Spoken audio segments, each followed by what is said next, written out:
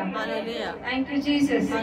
తండ్రి వందనం, తండ్రి స్తోత్రం, యేసువా వందనం, యేసువా స్తోత్రం, పరిశుద్ధాత్మ దేవా వందనం, పరిశుద్ధాత్మ దేవా స్తోత్రం.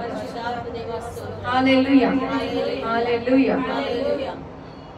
అయితే ఈ సమయంలో ఒక చిన్న సాక్ష్యం నేను చెప్పాలనుకుంటున్నానండి.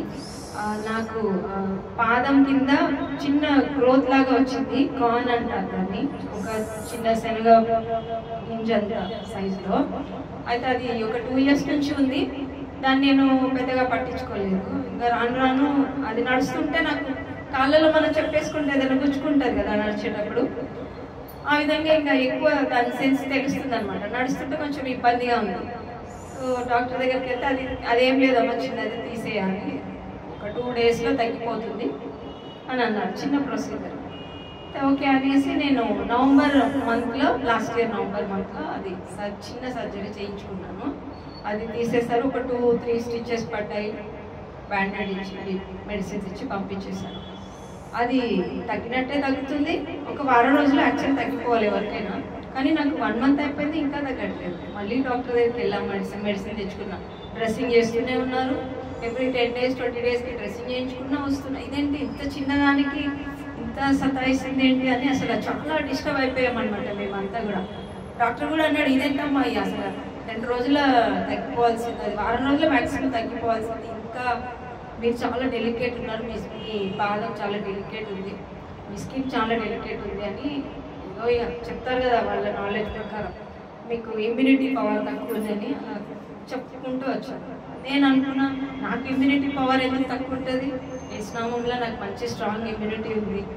ఆయన అవును కదా, ఆయన యేసు రక్తం ద్వారా మనం కడగబడ్డాము, మనము స్వస్థత పొందుకున్నాం. ఆయన పొందిన దెబ్బల ద్వారా నేను స్వస్థత పొందుకున్నాను. అలాంటప్పుడు నాకు ఇమ్యూనిటీ పవర్ ఎందుకు తక్కువ ఉంటుంది? ఉండదు. నేను అది రిసీవ్ చేసుకోనని స్ట్రాంగ్గా నాకు నేనే, ఆయన పొందిన దెబ్బల ద్వారా నేను స్వస్థత పొందుకున్నాను. యేసయ్యా మీకు thank you Jesus for healing me అని అలా చెప్తూ వచ్చాను.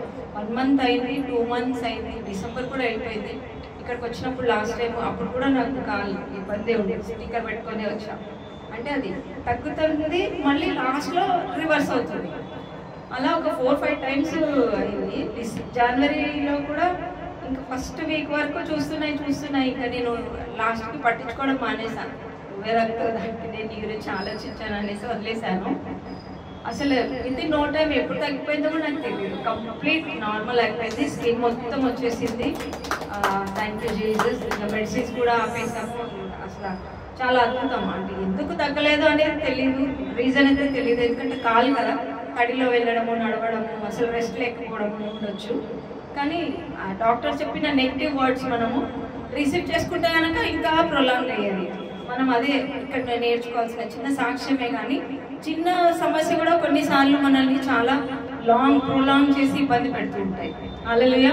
కానీ మనం ఎలా విశ్వాసంతో ఆయన యేసయ్య రక్తం ద్వారా మనము దేవుని యొక్క వాక్యము కన్ఫెస్ చేయడం ద్వారా, వాక్యం వినడం ద్వారా మనము స్వస్థత ఎలా పొందుకోగలమో అది మనం ఇక్కడ నేర్చుకుంటున్నాం. హల్లెలూయా హల్లెలూయా.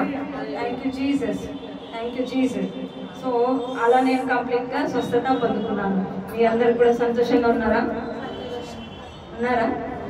హల్లెలూయా. Thank you Jesus.